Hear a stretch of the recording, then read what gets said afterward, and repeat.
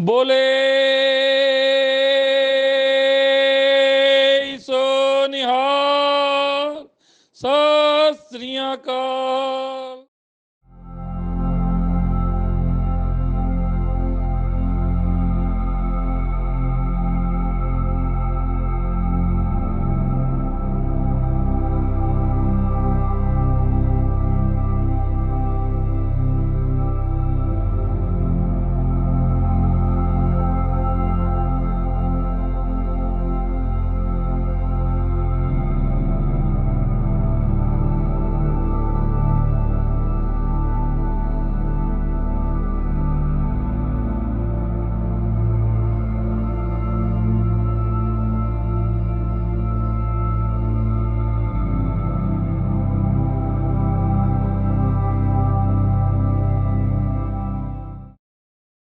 गुरुद्वारा, जिसका शाब्दिक अर्थ गुरु का द्वार है, सिखों की भक्ति, पूजा, संस्कृति और संस्कारों से जुड़ा सभा स्थान है जहां वे अपने धार्मिक अनुष्ठान भी करते हैं।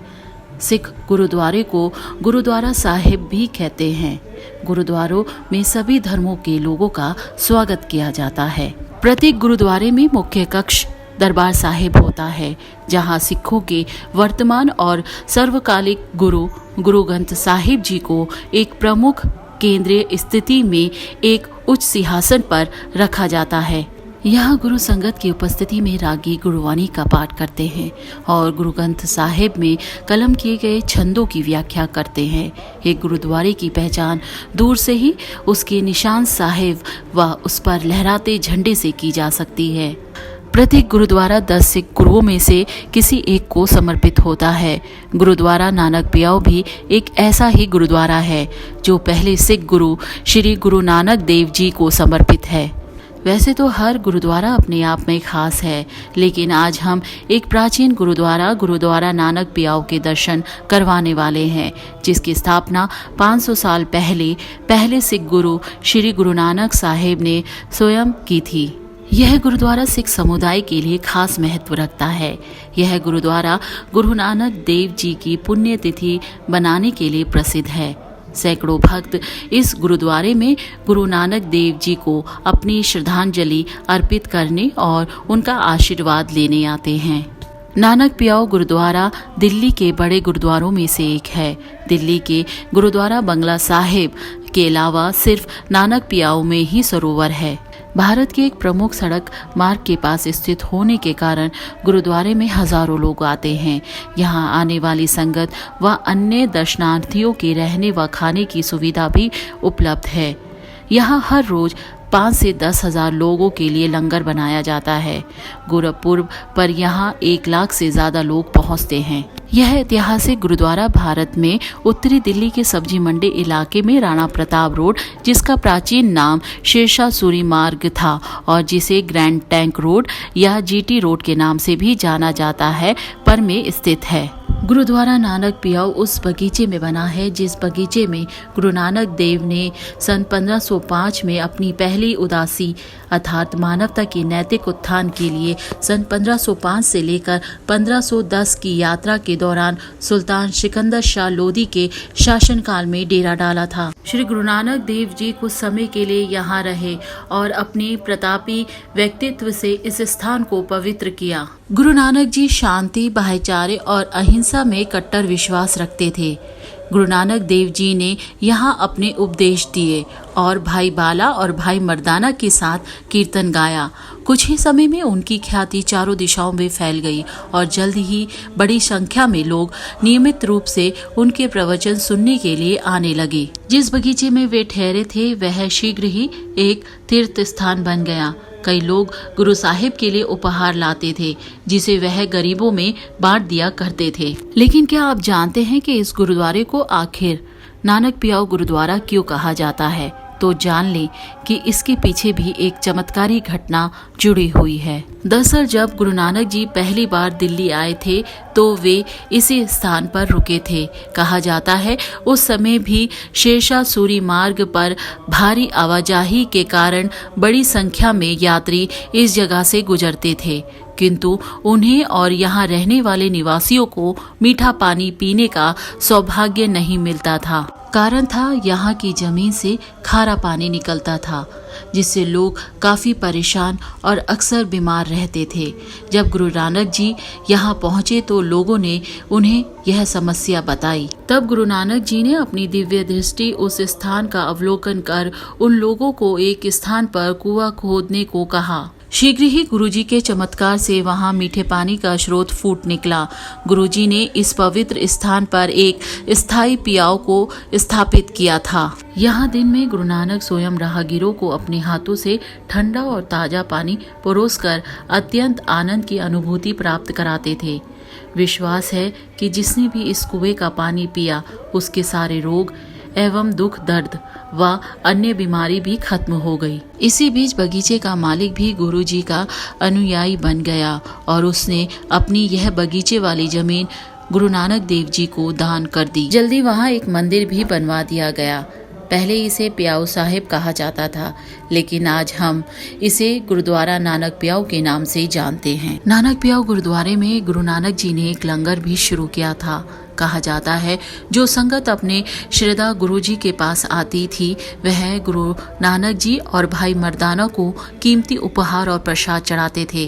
गुरु नानक इन सभी प्रसादों को गरीबों और जरूरतमंदों में बांट देते थे। इस स्थान से गुजरने वाले कई यात्री अब यहाँ रुककर गुरु नानक जी के प्रवचन व लंगर का आनंद उठाने लगे। गुरु जी के आदेश अनुसार यहाँ सभी आने वालों को बिना किसी प्रकार के भेदभाव के नियमित रूप से भोजन दिया जाता था और तब से अब तक यानी 500 साल से यह लंगर इसी तरह चलता आ रहा है। रोजाना ही हजारों लोग यहाँ लंगर का आनंद उठाते हैं। यहाँ से कोई भूखा नहीं जाता। तब से इस गुरुद्वारे में न सिर्फ लोगों को पीने के लिए अमृत पानी मिल रहा है बल्कि करीब 500 साल से लगातार चल रहा लंगर भी लोगों की भूख मिटाने का काम कर रहा है। गुरु नानक शांति, भाईचारे, अहिंसा और मैत्री के दूत थे। उनके उपदेशों ने लोगों का आध्यात्मिक मार्गदर्शन किया, जिससे वह अत्यंत प्रभावित हुए। गुरुद्वारे के आसपास का बगीचा कुछ ही समय में पूरी दिल्ली के लोगों के लिए एक तीर्थ स्थल बन गया। यहीं से उन्हें आध्यात्मिक मुक्ति का संदेश मिला। अधिकांश ऐतिहासिक गुरुद्वारों में गुरुओं से जुड़ी एक या एक से अधिक कहानियां जुड़ी हैं।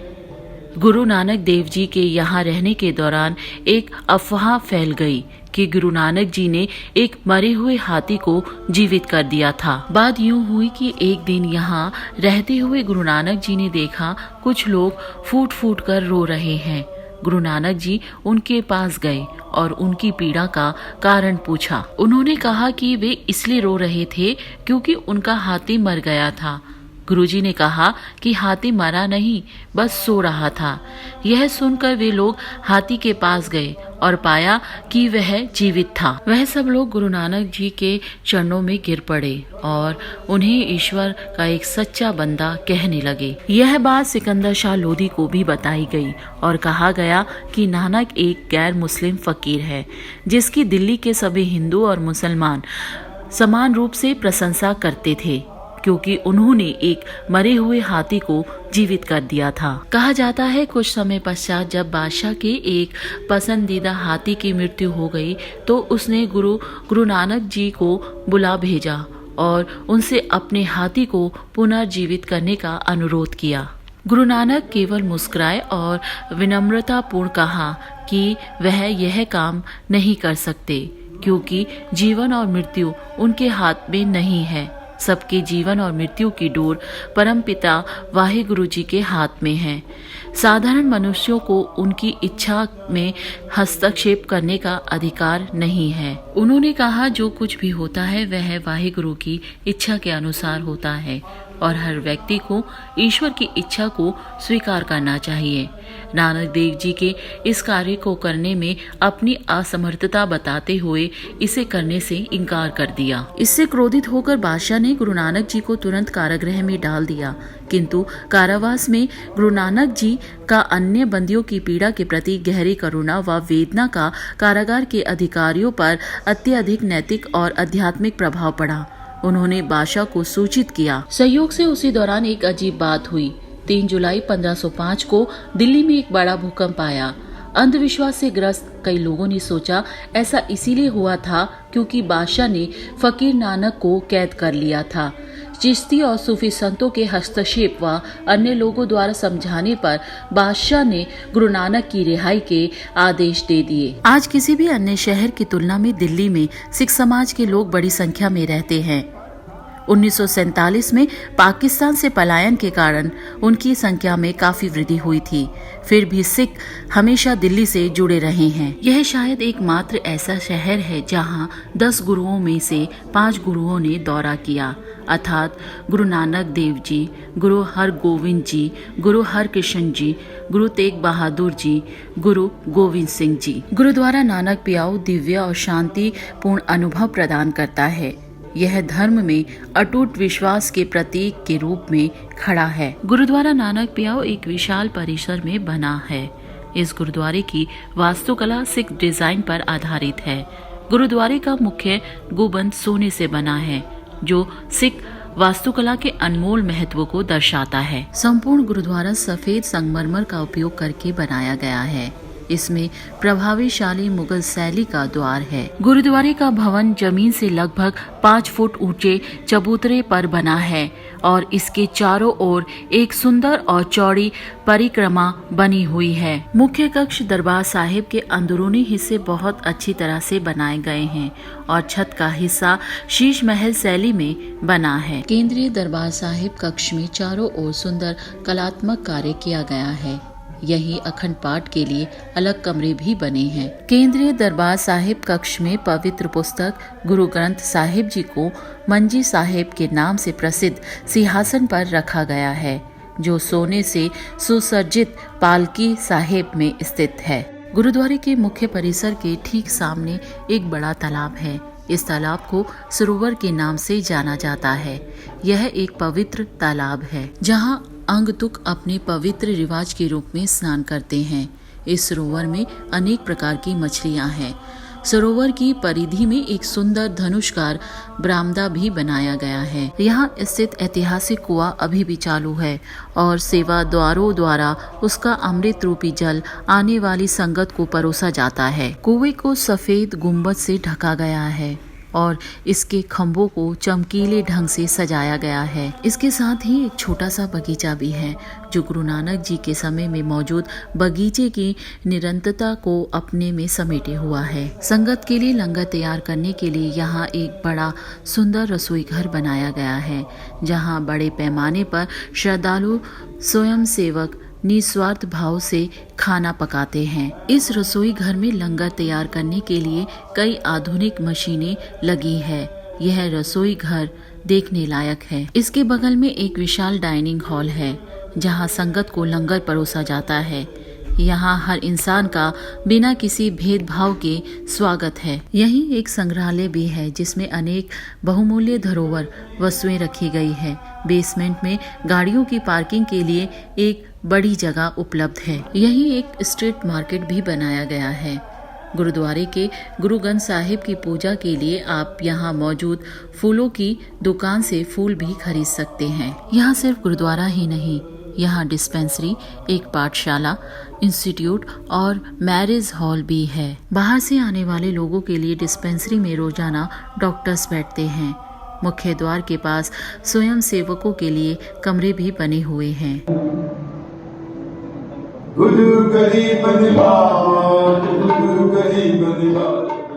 बाहर से आने वाले लोगों के लिए डिस्पेंसरी में रोजाना डॉक्टर्स बैठते हैं। मुख्य द्वार के पास स्वयं सेवकों के लिए कमरे भी बने हुए हैं। दिल्ली के सभी गुरुद्वारों की तरह गुरुद्वारा नानक पियाऊ साहिब का प्रबंधन भी दिल्ली सिख गुरुद्वारा प्रबंधन समिति द्वारा किया जाता है। वे दिल्ली और उसके आसपास कई अन्य स्कूलों, अस्पतालों और अन्य धर्म संगठनों का प्रबंधन करते हैं। इनसे जुड़े सैकड़ों स्वयं सेवक हैं, जो इस गुरुद्वारे में प्रतिदिन काम करने आते हैं और भक्तों को कुएं से अमृत अर्थात पवित्र जल परोसते हैं। लंगर गुरुद्वारे में चढ़ाया जाता है। यह श्री गुरु नानक देव जी के आशीर्वाद के रूप में सभी भक्तों को अर्पित किया जाता है। अरदास के बाद अंग तुंगों को कड़ा प्रसाद दिया जाता है। लंगर दिन भर चलता है। यहाँ सभी धर्म के लोग पूजा करने आते हैं। सिख और गैर सिख दोनों से गुरुद्वारा जाते समय उचित कपड़े पहनने की अपेक्षा की जाती है। गुरुद्वारे में प्रवेश करने से पहले भक्तों को अपने जूते उतारने हैं और अपने सिर को रुमाल से ढकने की आवश्यकता होती है। गुरुद्वारा जाने का सबसे अच्छा समय सुबह या शाम का होता है और यह सुबह से देर रात तक खुला रहता है। गुरुद्वारा सभी दिन सुबह 5 बजे से रात 9 बजे तक खुला रहता है। गुरुद्वारा उत्तर पश्चिम दिल्ली में राणा प्रताप बाग के पास जीटी करनाल रोड पर घंटा घर से कुछ दूरी पर स्थित है, लेकिन इसकी ओर जाने वाली सड़कें बहुत चौड़ी नहीं हैं और आमतौर पर इसके पास भारी ट्रैफिक रहता है। आप यहाँ बस, कार या मेट्रो से आ सकते हैं। अगर आपकी मेट्रो से आने की योजना है तो आप आज़ादपुर मॉडर्न टाउन या गुरु तेग बहादुर नगर मेट्रो स्टेशन से ई-रिक्शा लेकर यहाँ पहुँच सकते हैं। यहाँ का माहौल बहुत अच्छा है। एक बार आप जब परिसर में प्रवेश करते हैं तो अंदर सामान्य शांति ही शांति होती है। इसके अलावा मुख्य प्रार्थना कक्ष जहां गुरु ग्रंथ साहिब रखा गया है। मुख्य प्रार्थना कक्ष के ठीक पीछे एक छोटी सी झील है। लोग आमतौर पर इस सरोवर का चक्कर लगाते हैं। सरोवर के पास कुछ समय बिताएं। इसमें बहुत सारी मछलियां हैं। बस उन्हें कुछ देर देखने से आपको अपार शांति मिलती है। अगर आप लंच के समय गुरुद्वारे जा रहे हैं तो मेरा सुझाव है कि आप इस लंगर का आनंद जरूर उठाएं। गुरुद्वारे नानक पियाओं में इतनी शांति और आकर्षण है जो किसी को भी प्रभावित कर सकती है। यह एक अद्भुत धार्मिक स्थान है। जब आप इस विशाल गुरुद्वारे के द्वारे से गुरुद्वारे के अंदर प्रवेश करते हैं तो आपको एक अलौकिक आकर्षण अपनी ओर खींचता है। अपने अंदर आपको अपूर्व शांति महसूस होती है। गुरुवाणी के सुखदायक शब्द आपके मन के सभी प्रश्नों को शांत कर देते हैं और आपको लगता है कि बाबा जी आपकी सभी मांगों को पूरा करेंगे। कड़ा प्रसाद हर समय दिया जाता है। अमृत जल का स्वाद एक अनूठा आभास एक अतृप्त आत्मा की प्यास की पूर्ति करता है। इस गुरुद्वारे में अगर आप सच्चे मन और संपूर्ण आस्था से कुछ भी पाने के लिए आएंगे तो उनके पास आपको देने के लिए सब कुछ है। वाहेगुरु जी का आशीर्वाद लेने के लिए सभी धर्मों के भक्त यहाँ आते हैं। तो सब बोलिए वाहेगुरु जी दा खालसा, वाहेगुरु जी दी फतेह। बोले सो निहाल, सत श्री अकाल। आपको हमारा ये प्रोग्राम कैसा लगा प्लीज़ हमें कमेंट देकर बताइए और अपने व्यूज़ हमें लिखकर बताइए। India's 18 bureau.